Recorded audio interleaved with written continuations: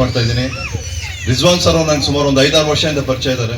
So ಸಾಕಷ್ಟು ನನಗೆ family cases ಕೂಡ ಅವ್ರು ರೆಫರ್ ಮಾಡಿದ್ರು. ಸೊ ನಾನು ಮೊದಲನೇದಾಗಿ ಈ ದಿನ ಸೇರಿದ್ದೀವಿ ಎಲ್ಲ ಒಳ್ಳೆ ವಿಚಾರ ಏನಂದರೆ ದಾರುಲ್ ಖಾಸಾ ವಿಚಾರದ ಬಗ್ಗೆ. ಯಾಕಂದರೆ ನಾವು ಈ ನಡುವೆ ಯಾವಾಗ ತಲಾಕ್ ಬ್ಯಾನ್ ಆಯಿತೋ ತದನಂತರ ಸಾಕಷ್ಟು ಕೇಸಸ್ ಮ್ಯಾಟ್ರಿಮೋನಿಯಲ್ ಡಿಸ್ಪ್ಯೂಟ್ಸ್ ಫ್ಯಾಮಿಲಿ ಕೋರ್ಟಲ್ಲಿ ನಾನು ನೋಡ್ತಾ ಇದ್ದೀನಿ, ಅಬ್ಸರ್ವ್ ಮಾಡ್ತಾ ಇರೋ ಬಗ್ಗೆ. So nearly 65 to 70% of the cases Muslims ಇದೆ. ಸೊ ಹಂಗಂತೇಳಿ ಬೇರೆ ಕೇಸ್ ಇಲ್ಲ ಅಂತಲ್ಲ, ಭಾಳ ಹಿಂದೂಸ್ದು ಇದೆ ಮತ್ತು ಕ್ರಿಶ್ಚಿಯಾನಿಟೀಸ್ ಇದೆ, ಅದರ್ ರಿಲಿಜಿಯನ್ಸ್ದು ಇದೆ. ಸೊ ಇದರಲ್ಲಿ ಏನಕ್ಕೆ ಕೋರ್ಟ್ಗೆ ಕೇಸಸ್ ಈಗ ಜಾಸ್ತಿ ಹೆಚ್ಚಿಗೆ ಆಗ್ತಾ ಇದೆ ಅಂದರೆ, ಸೊ ಮಧ್ಯದಲ್ಲಿ ಮೀಡಿಯೇಷನ್ ಇಲ್ಲ. ಸೊ ಸಣ್ಣ ಪುಟ್ಟ ವಿಚಾರ ಅಷ್ಟೇ. ಸೊ ಸ್ಮಾಲ್ ಡಿಸ್ಪ್ಯೂಟ್ಸ್ ಇರುತ್ತೆ. ಸೊ ಗಂಡ ಹೆಂಡತಿ ಕಾಮನ್ ಆಗಿ ಎಲ್ಲ ಕಡೆನೂ ಜಗಳ ಆಡೋದು ಕಾಮನ್ ಆಗಿರುತ್ತೆ. ಸಣ್ಣ ಪುಟ್ಟ ವಿಚಾರಕ್ಕೆ ಮನಸ್ತಾಪಗಳು ಮಾಡ್ಕೊತಾರೆ. So court ಮೆಟ್ಲಿರ್ತಾರೆ. ಸೊ ನಾನೇನು ಹೇಳಕ್ಕೆ ಇಷ್ಟಪಡ್ತೀನಿ ಅಂದರೆ, ಯಾರು ಹುಡುಗ ಆಗಲಿ ಹುಡುಗಿ ಆಗಲಿ ಕೋರ್ಟ್ಗೆ ಮೆಟ್ಲೇರಿದ ತಕ್ಷಣ ಏನಾಗುತ್ತೆ, ಬೇರೆಯವರಲ್ಲಿ ಈಗ ಹುಡುಗ ಕಂಪ್ಲೇಂಟ್ ಕೊಟ್ರೆ ಹುಡುಗನಿಗೆ ಮನಸ್ತಾಪ ಬಂದ್ಬಿಡುತ್ತೆ. ಕೋರ್ಟ್ ಮೆಟ್ಲೇರ್ಬಿಟ್ಟಿದ್ದಾರೆ, ನನ್ನ ಮಾನ ಹೋಗ್ಬಿಟ್ಟಿದೆ, ಮರ್ಯಾದೆ ಹೋಗ್ಬಿಟ್ಟಿದೆ. ಸೊ ಆ ಕಾರಣಗಳಿಂದ ನಾವು ಯಾವುದೇ ರೀತಿ ಆಗಲಿ ನಾನು ಒಂದಾಗೋದು ಬೇಡ. ಸೊ ಹುಡುಗ ಕೇಸ್ ಹಾಕಿದ್ರೆ ಹುಡುಗಿ ಕಡೆಯವ್ರಿಗೆ ಈ ರೀತಿ ಮನಸ್ತಾಪ ಇಲ್ಲ, ಹುಡುಗಿ ಕಡೆಯವ್ರು ಹಾಕಿದ್ರೆ ಹುಡುಗ ಕಡೆ ಮನಸ್ತಾಪ ಇರುತ್ತೆ.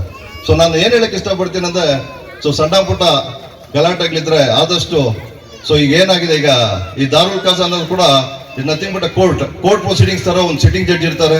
ಸೊ ತಮ್ಗೇನಾದ್ರು ಈ ಫ್ಯಾಮಿಲಿ ರಿಲೇಟೆಡ್ ಮ್ಯಾರೇಜ್ ಡಿಸ್ಪ್ಯೂಟ್ಸ್ ಆಗಲಿ, ಈ ಡೈವರ್ಸ್ ಡಿಸ್ಪ್ಯೂಟ್ಸ್ ಆಗಲಿ, ಈ ಡಿಸೊಲ್ಯೂಷನ್ ಆಫ್ ಮ್ಯಾರೇಜ್ ಆಗಲಿ, ಇಲ್ಲ ವರ್ಕ್ ರಿಲೇಟೆಡ್ ಆಗಲಿ, ಇನ್ಹೆರಿಟೆನ್ಸ್ ರಿಲೇಟೆಡ್ ಆಗಲಿ, ಎನಿ ಪ್ರಾಬ್ಲಮ್ಸ್ ನಿಮಗೆ ಅಂದರೆ especially for only one religion, Muslim religion particular ಆಗಿ ಏನು ಇಸ್ಲಾಮಿಕ್ ಲಾ ಆರ್ ಶರಿಯಾ ಏನು ಅಪ್ಲಿಕಬಲ್ ಆಗುತ್ತೆ, ಸೊ ಈ ಕಮ್ಯುನಿಟಿ ಪೀಪಲ್ ಮಾತ್ರ ಅಪ್ಲಿಕಬಲ್ ಆಗುತ್ತೆ. ಇದೊಂದು ಭಾಳ ಉಪಯೋಗಿಸ್ಕೊಳ್ಳುವಂತಹ ಒಂದು ಸದವಕಾಶ ಅಂತ ನಾನು ಹೇಳ್ತೀನಿ. ಯಾಕಂದರೆ ಈಗ ದಾರುಲ್ ಖಾಸಾ ಇರೋದ್ರಿಂದ ಏನಾಗುತ್ತೆ, ಹೋಗಿ ಅಪ್ರೋಚ್ ಆಗ್ಬೋದು. ಸೊ ತಮ್ಮಲ್ಲಿ ಏನಾದರೂ ಗಲಾಟೆಗಳು ಜಗಳಗಳು ಏನಾದರೂ ಗಂಡ ಹೆಂಡತಿ ವಿಚಾರ ಇದ್ರೆ, ಸೊ ಖುದ್ದಾಗಿ ಅವರೇ ನಿಮಗೆ ಪ್ರಾಬ್ಲಮ್ಸ್ನ ಸಾಲ್ವ್ ಮಾಡ್ತಾರೆ. ಸೊ ಚಾನ್ಸಸ್ ಆಫ್ ರಿಯೂನಿಯನ್ ಅಂದರೆ ಈ ಗಂಡ ಹೆಂಡತಿ ಗಲಾಟೆ ವಿಚಾರಗಳಲ್ಲಿ ಏನಾದರೂ ಈ ಸಣ್ಣ ಪುಟ್ಟ ಇದ್ದರೆ ರಿಯೂನಿಯನ್ ಆಗ್ತಾರೆ, ಪ್ಯಾಚಪ್ ಆಗಿಬಿಡ್ತಾರೆ. ಈ ಕೋರ್ಟು ಮೆಟ್ಲೇರದ ಖಂಡಿತವಾಗ್ಲೂ ಸೊ ಏನಾಗುತ್ತೆ ಅಂದರೆ ಈ ಕೋರ್ಟ್ಗೆ ಹೋಗ್ಬೋದು. ಕೋರ್ಟಲ್ಲಿ ಏನಾಗುತ್ತೆ, ಕೇಸ್ ಹಾಕಿದ ಕೂಡಲೇ ಈ ಹುಡುಗಿಯವರು 4 ಕೇಸ್ ಹಾಕ್ತಾರೆ. ಈ domestic violence case, 498 case, section 3 and 4 dowry prohibition act case, ಈ ರೀತಿ ಒಂದು 3-4 ಕೇಸ್ ಹಾಕಿದ ಕೂಡ ಏನಾಗುತ್ತೆ, ಪ್ಯಾಚಪ್ ಆಗಲ್ಲ. ಅದು ಹುಡುಗ ಭಾಳ ರಿಜಿಡ್ ಆಗಿಬಿಡ್ತಾರೆ. ಇಲ್ಲ ಖಂಡಿತವಾಗ್ಲೂ ನನ್ನ ಮೇಲೆ ಭಾಳ ಕೇಸಸ್ ಹಾಕಿದ್ದಾರೆ, ನನ್ನ ಮೇಲೆ ಹಾಕಿದ್ದಾರೆ, ನನ್ನ ಫ್ಯಾಮಿಲಿ ಮೇಲೆ ಹಾಕಿದ್ದಾರೆ, ತಂದೆ ತಾಯಿನೆಲ್ಲ ಸೇರಿಸಿದ್ದಾರೆ, ಸಿಸ್ಟರ್ ಇಲ್ಲ ಬ್ರದರ್ ಇಲ್ಲ ಸೇರಿಸಿದ್ದಾರೆ. ಸೊ ಆ ಕಾರಣಗಳಿಂದ ನಾನು ಯಾವುದೇ ರೀತಿ ಆಗಲಿ ನನಗೆ ಈ ಹುಡುಗಿ ಬೇಡ, ಆ ರೀತಿ ಒಂದು ಸ್ಟ್ರಾಂಗ್ ಮೈಂಡ್ ಸೆಟ್ ಬಂದ್ಬಿಡ್ತಾರೆ. ಸೊ ಆ ಕಾರಣಗಳಿಗೆ ನಾನೇನು ಚಿಕ್ಕದಾಗಿ ಹೇಳಕ್ಕೆ ಇಷ್ಟಪಡ್ತೀನಿ ಇಷ್ಟೇ. ಸೊ ಖಂಡಿತವಾಗ್ಲೂ ಈ ಸಣ್ಣ ಪುಟ್ಟ ಗಲಾಟೆಗಳಿದ್ರೆ ತಾವು ಈಗೇನು ದಾರುಲ್ ಖಾಸಾ ಆಗ್ತಾ ಇದೆ, ಸೊ ತಾವು ಅಪ್ರೋಚ್ ಆಗಿ ಒಂದು ಕಂಪ್ಲೇಂಟ್ ಕೊಡಿ, ಒಂದು ಪ್ರೊಸೀಡಿಂಗ್ಸ್ ಆಗುತ್ತೆ. ಈ ನಥಿಂಗ್ ಬಟ್ ರೆಗ್ಯುಲರ್ ಕೋರ್ಟಲ್ಲಿ ಏನು ಸಿಟ್ಟಿಂಗ್ ಜಡ್ಜ್ ಇರ್ತಾರೆ, ಅದು ಖಂಡಿತವಾಗ್ಲೂ ಅದು ಏನು ನ್ಯಾಯಾಂಗ ವ್ಯವಸ್ಥೆ ಇದ್ದಂಗೆ ತಮ್ಗೆ ಒಳ್ಳೆ ರೀತಿಯಲ್ಲಿ ಮುಂದಿನ ದಿನಗಳಲ್ಲಿ ಒಳ್ಳೆ ನ್ಯಾಯನ ಖಂಡಿತವಾಗ್ಲೂ ದೊರಕಿಸ್ಕೊಡ್ತಾರೆ. ನನಗೊಂದು ನಂಬಿಕೆ ಭರವಸೆ ಕೂಡ ಇದೆ. ಸೊ ನಾನು ಈ ಮಾತುಗಳು ಹೇಳ್ತಾ ನನಗೆ ರಿಜ್ವಾನ್ ಅವರು ಈ ಮಾತು ಹೇಳಕ್ಕೆ ನನಗೆ ಅವಕಾಶ ಕೊಟ್ಟು ಸೊ ನನಗೇನು ಇದನ್ನ ಕರೆದಿದ್ದಾರೆ. ಸೊ ನಾನು ಅವ್ರಿಗೆ ಭಾಳ ಥ್ಯಾಂಕ್ಫುಲ್ ಹೇಳ್ತಾ ಇನ್ಶಾಅಲ್ಲಾ ಎಲ್ರಿಗೂ ಒಳ್ಳೇದಾಗಲಿ ಅಂತ ನನ್ನ ಮಾತು ಮುಗಿಸ್ತಾ ಇದ್ದೀನಿ. आली जनाब इज़्ज़त माफ सलाहुद्दीन बाबू साहब आया, थोड़ा सा अपने खिताब से जो भी हो 2-4 मिनट आप भी जो है खिताब करें.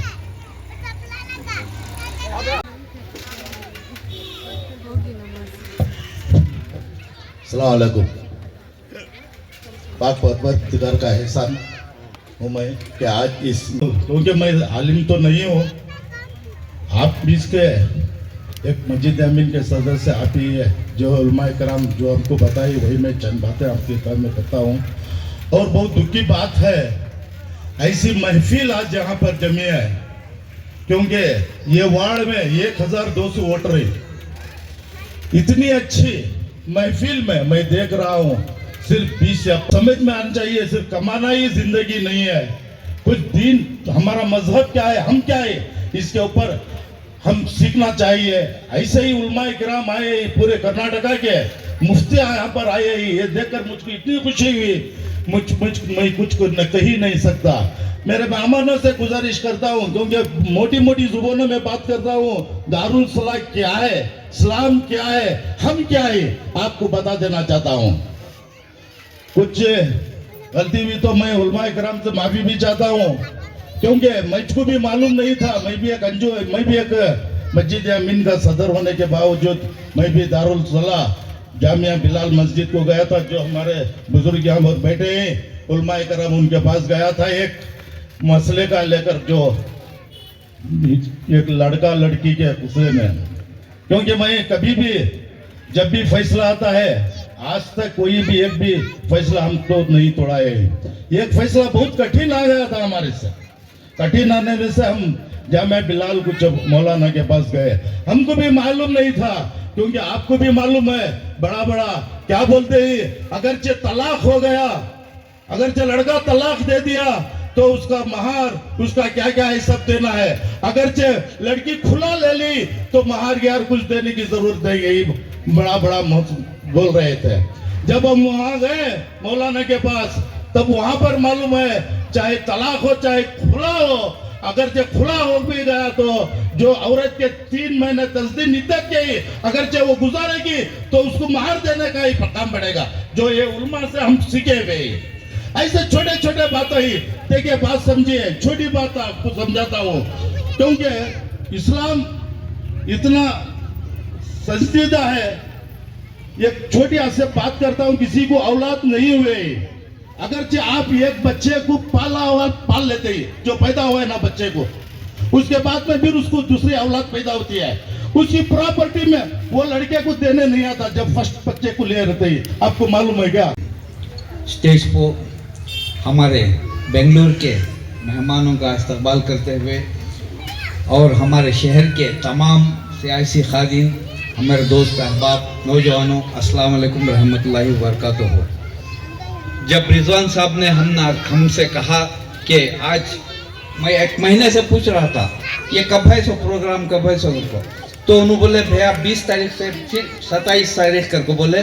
कल इत्तेफाक से वो इनविटेशन देखा तो 10 बजे डाले था, मेरे दिल में आ गया 10 बजे रखी, कौन आती बेंगलोर से आए तक 11-12 घंटा हो जाता है उनको, लेकिन बहुत मुझे फख्र हुई।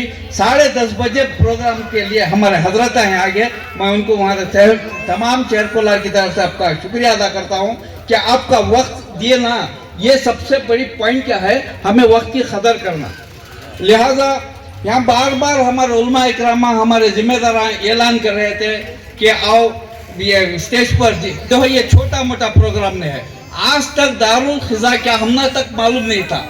ये दारुल खिजा को समझाने के लिए शहर कर्नाटका के तमाम उलमा इकरामा को एक लगभग 3 घंटों से आपके सामने इल्तिजा कर रहे हैं कि दारुल खिजा क्या है, इसके ये पूरा क्लैरिफिकेशन दिया। मैं ज़्यादा वक्त नहीं लेना चाहता क्योंकि ऑलरेडी 2-2:30 बजे बंद हो चुके हैं। लिहाजा मैं दारुल खिजा खोलना बड़ी बात नहीं है, इसे मैं रिजवान साहब और टीम से गुजारिश करता हूँ, इसे कायम करो, हमारे उलमा इकराम की इज्जत रख लो। आप जब भी ज़रूरत पड़े तो हमारे उलमा इकरामा बेंगलुरु से, जो मरकज़ से आपको क्या भी हेल्प होना पड़ता है उनसे लो। मैं हमारे शहर कोलार के, हमारे डिस्ट्रिक्ट के उलमा इकराम से भी गुजारिश करता हूँ, क्योंकि देखो शादी के बाद बच्चे, एक बच्ची हो या बच्चा हो, शादी करते हैं, उसकी शादी करने के बाद ये मसला पैदा होता है। अल्लाह के फजल से, अल्लाह के मैं आपसे गुजारिश करता हूँ ये नौबत आने ना दें। सबसे पहले आप अपने घर में ये मसला उलझाने की कोशिश करें। इन केस नहीं हुआ तो बुजुर्ग हती, हमारे मोहल्ले के चंद अहबाब हती हमारे सर के, उनसे गुजारिश करें अपने तो दारुल खिजा का दरवाजा खटखटाएं, क्योंकि आपके लिए 24/7 दारुल खिजा खुला रहेगा। मैं माँ बहनों से गुजारिश करता हूँ, क्योंकि ये मसला जो है दारुल खिजा हमना होना बहुत ज़रूरी है। हमारे मैं माँ बहनों से गुजारिश करता हूँ, खाने का इंतजाम है, खा ले को चौमा आओ, 2:30 बजे हो गए, आ जाओ। ನಿನ್ನೆ ನಾವು ನಮ್ಮ ಸರ್ಕಲ್ ಇನ್ಸ್ಪೆಕ್ಟರ್ ಸಾಹಬ್ಗೆ ನಾವು ನಿಮಂತ್ರಣ ಕೊಟ್ಟರೆ ಹೋದ್ರೆ ಅವರು ಸಹ ನಮಗೆ ತುಂಬಾ ಸಹಕಾರ ಕೊಟ್ಟರು। हमारे सर्कल साहब भी कल पूछे साहब ये क्या है, कि तो दारुल खिजा को तो ये एकदम अरबिक वर्ड है, हमना मालूम नहीं होता। तो हमें एसपी साहब से भी बोले, DYSP साहब से भी बोले, जब आप जो हमारे सामने सर्कल साहब हैं ये बोले सर ನಮ್ದು ಇದರಲ್ಲಿ ಏನಾಗ್ತದೆ, ಏನು ಸಮಸ್ಯೆಗಳು ಇದ್ರೆ ನಮ್ಮ ಮಸೀದಿನಲ್ಲಿ we will clarify, in case no will go other, ನಮ್ಮ दारुल खिजा ಇದೆ, ಇದೇ ಸ್ವಲ್ಪ ಏನು ಇದ್ರೆ ಇಲ್ಲ, it is not, we are not going out of law and order, we are following the order of law and order of Indian constitution. Before that we are ನಮ್ಮ ಉಲ್ಮಾ ಇಕ್ರಾಮ ಎಲ್ಲ ಪ್ರೂಫ್ ಆಗಿ ಎಕ್ಸ್ಪ್ಲೇನ್ ಮಾಡಿದ್ದಾರೆ. So this is the clarification. लिहाजा मैं नौजवानों से भी गुजारिश करता हूँ, आने वाले दिन हमारे बहुत कठिन है। शादी ब्याह के लिए कितनी सादगी से करती, हमें वादा कर डालती, नहीं निभाते, ये नौबत आती है। जो शादी ब्याह में ये देती वो देती घर को, अल्लाह के बदलते मैं उलमा इकरामा ही, मैं आपसे बार बार ये गुजारिश करता हूँ, जितना सादगी होते हैं उतना शादियाँ में भी बड़े लोगों को साथ लेकर करें, ये मसला आने ना दें। इंशाअल्लाह 24/7 हमारे उलमा इकरामा आपके साथ ही, आपके मसले हल होंगे। शुक्रिया। अस्सलाम वालेकुम रहमतुल्लाहि व बरकातहू। हमारे इमरान साहब के भी गुलपोशी और शाल से इस्तेमाल किया जा रहा है। इसके बाद बड़ी तेज़ी के साथ मैं गुजारिश करता हूँ इज़्ज़तमाब जनाब इंस्पेक्टर शंकर आचार्य साहब महिला थाना से जो आए हुए हैं, बड़ा वेलकम और स्वागत करते हैं कि वो आएँ और अपने तसुरात का इजहार फरमाएं। ಈ ಒಂದು ವೇದಿಕೆಯಲ್ಲಿ ಸುಮಾರು ಅಲ್ಪಸಂಖ್ಯಾತರು ಇಷ್ಟು ಮಟ್ಟಿಗೆ ಸೇರೋದು ತುಂಬ ಖುಷಿ ಅನಿಸ್ತಾ ಇದೆ. ಅದು ಒಂದು ಈ ಭಾಗದಲ್ಲಿ ಮಕ್ಕಳು ಮತ್ತು ಮಹಿಳೆಯರು ಇವ್ರ ಬಗ್ಗೆ ಮತ್ತು ಈಗಾಗಲೇ ಕಾನೂನಲ್ಲಿ ಹೇಳಿದಂತೆ ಮಕ್ಕಳು ಮತ್ತು ಮಹಿಳೆಯರ ಬಗ್ಗೆ ದೌರ್ಜನ್ಯದ ಬಗ್ಗೆ ಈಗಾಗಲೇ ಸುಮಾರು ಸವಿವರವಾಗಿ ಹೇಳಿದ್ದಾರೆ. ಇಲ್ಲಿ ನಾನು ಜಾಸ್ತಿ ಹೆಚ್ಚಿಗೆ ಮಾತಾಡೋಕ್ಕೆ ಇಷ್ಟಪಡೋದಿಲ್ಲ, ಯಾಕಂದರೆ ಈಗಾಗಲೇ ಅವರೆಲ್ಲ ಪಾಪ ನಿಮ್ಗೆ ಹೇಳಿ ಟೈಮ್ ಎಲ್ಲ ವೇಸ್ಟ್ ಮಾಡಿದ್ದಾರೆ. ಓಕೆ, ಆದರೂ ನಿಮಗೆ ಕೆಲವೊಂದು ಸಣ್ಣದಾಗಿ ಒಂದು 2 ನಿಮಿಷದಲ್ಲಿ ಹೇಳಕ್ಕೆ ಇಷ್ಟಪಡ್ತೀನಿ ನಾನು. ಈಗ ನಿಮ್ಮ ಮಕ್ಕಳು, ನಿಮ್ಮ ಕಾನ್ಸಂಟ್ರೇಷನ್ಸ್ ಯಾವಾಗಲೂ ಈಗ ಮಕ್ಕಳ ಮೇಲೆ ಇರುತ್ತೆ. ಯಾಕಂದ್ರೆ ಈಗ ಆಯಿತು, ನೀವೆಲ್ಲ ಮದುವೆ ಆಗಿ ದೊಡ್ಡವರಾಗಿದ್ದೀರಾ, ಈಗ ಮಕ್ಕಳು ಎಜುಕೇಶನ್ ಇಸ್ ವೆರಿ ಇಂಪಾರ್ಟೆಂಟ್. ಪ್ರತಿಯೊಬ್ಬರು ಕೂಡ, ಎಲ್ಲರಿಗೂ ಕೂಡ ಎಜುಕೇಶನ್ ಸಿಗಬೇಕು, ಅದು ನಮ್ಮ ಮೂಲಭೂತ ಹಕ್ಕಾಗಿರುತ್ತೆ. ಹಾಗೆ ಅವ್ರು ಓದಿಸ್ಬೇಕಾದ್ರೆ ಅವ್ರಿಗೆ ಸ್ವಲ್ಪ ತಿಳುವಳಿಕೆ ಕೊಡಬೇಕು. ಎಸ್ಪೆಷಲಿ ಏನಾಗ್ತಿದೆ ಅಂದರೆ 18 ವರ್ಷಕ್ಕಿಂತ ಕಡಿಮೆ ಇರುವಂಥ ಮಕ್ಕಳು ಅವರೇ ಇವತ್ತು ಈ ಒಂದು ಕೃತ್ಯದಲ್ಲಿ ಭಾಗಿಯಾಗ್ತಾ ಇರೋದು. ಅವ್ರ ಮಕ್ಕಳಿಗೆ, ಹೆಣ್ಮಕ್ಳು ಇರ್ಬೋದು ಗಂಡು ಮಕ್ಳು ಇರ್ಬೋದು, ಅವ್ರಿಗೆ ನೀವುಗಳು ಕರೆಕ್ಟಾಗಿ ಅವ್ರಿಗೆ ಬುದ್ಧಿ ಹೇಳಿದ್ರೆ ಮತ್ತೆ ಅವ್ರಿಗೆ ಕಾನ್ಸಂಟ್ರೇಷನ್ ಮಾಡಬೇಕು, ಅವಾಗ ಅವರು ತಪ್ಪು ದಾರಿ ಹಿಡಿಯೋದಿಲ್ಲ. ಯಾಕಂದ್ರೆ ಆ ಏಜ್ ಇರುತ್ತಲ್ಲ, ಈ 15 ವರ್ಷದಿಂದ 18 ವರ್ಷದವರೆಗೂ ಮಕ್ಕಳಿಗೆ ಹಾರ್ಮೋನ್ ಬೆಳವಣಿಗೆ ಆಗುವಂಥ ಒಂದು ಸಮಯ ಅದು. ಆಗ ಅದು ಚಂಚಲವಾಗುತ್ತೆ ಆ ಮಕ್ಕಳಿಗೆ ಮನಸ್ಸಿನಲ್ಲಿ. ಅದನ್ನ ಕಂಟ್ರೋಲ್ ಮಾಡ್ಬೇಕಂದ್ರೆ ನೀವುಗಳು, ಮಕ್ಕಳು ಸ್ಕೂಲ್ ಹೋಗ್ತಾ ಇದ್ದಾರಾ, ಏನ್ ಮಾಡ್ತಿದ್ದಾರೆ, ಎಲ್ಲಿ ಹೋಗ್ತಾರೆ, ಏನ್ ಬರ್ತಾರೆ, ಮತ್ತೆ ಅವ್ರ ಜೊತೆ ಇರುವಂತ ಸಹಪಾಠಿಗಳು ಅವ್ರು ಹೇಗಿದ್ದಾರೆ, ಅವರ ಬಿಹೇವಿಯರ್ ಏನು ಅನ್ನೋ ಬಗ್ಗೆ ನೀವು ವಾಚ್ ಮಾಡ್ತಾ ಇರಬೇಕು. ಅವಾಗ ಇದಿರುತ್ತೆ. ಇಲ್ಲ ಏನ್ ಮಾಡ್ತಾರೆ ಮಕ್ಕಳು, SSLC ಆಗ್ತಿರಲ್ಲ, ಲವ್ ಅಂತ ಓಡೋಗೋದು, ಈ ತರ ಮಾಡ್ತಾ ಇರ್ತಾರೆ.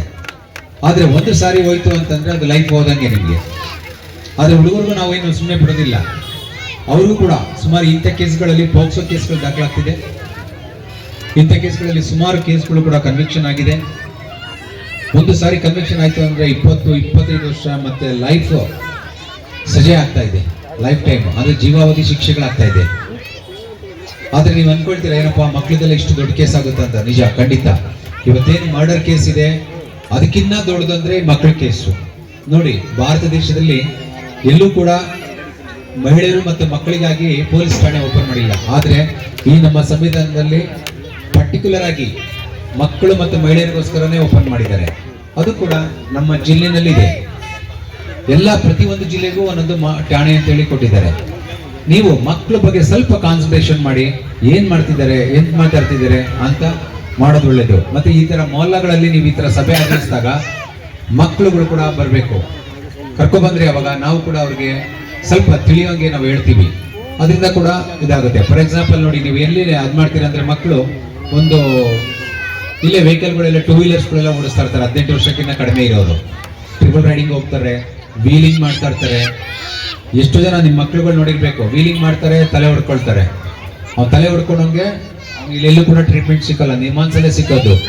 ಆದ್ರೆ ಒಂದು ಸಾರಿ ತಲೆ ಹೊಡ್ಕೊಂಡು ಹಿಂಭಾಗದಲ್ಲಿ ಏಟು ಬಿತ್ತು ಅಂತಂದ್ರೆ जनाब जाफर साहब का फूल और एक शाल से यह अहमदिया कमेटी के टेस्ट इस्तेमाल करते हुए अब इनके बाद में मैं गुजारिश करता हूं कि इज़्ज़त माब जनाब इमरान भाई साहब टैनी रोड से यहाँ पर आए हैं। इनके पास हम भी कोलार से 2-4 मसले लेकर गए थे। उनकी खिदमत का आज मैं यहाँ पर आप लोगों के सामने चंद बातें कहने की ज़रूरत महसूस करता हूँ। ये हजरात हैं जो यहाँ स्टेज पर बैठे हैं, ये छोटे मोटे हजरात नहीं हैं, ये पूरे स्टेट की जिम्मेदारी संभाले हुए हजरात हैं। इनकी हमें है ना आज इस तरह से कोलार के लोगों में और ज्यादा तादाद में आकर इनकी बातें, एक एक बात भी आज हम लिख कर रखने की बात थी। आज इनकी एक एक बात भी बहुत कीमती बात थी। इन बातों को अपने अंदर लेकर इनके साथ है ना जो आज दारुल खजा का जो कोलार में क़याम हुआ है, इसके लिए ये लोगों ने जो ताउन किया है, इनका मैं शुक्रिया अदा करते हुए और रिजवान और उनके साथियों का भी शुक्रिया अदा करता हूँ कि उन्होंने बहुत मेहनत से आज यहाँ पर दारुल खजा का क़याम किया है। हम सब मिलकर इंशाअल्लाह आपके साथ हैं, हर तरह की ताउन करेंगे। आप आगे बढ़िए, हर तरह की जो भी ज़रूरत हो हम जब यहाँ जमा हुए हैं, हम आपके साथ हर वक्त खड़े रहेंगे। इन चंद बातों के साथ मैं अपनी बात ख़त्म करता हूँ। अस्सलाम वालेकुम।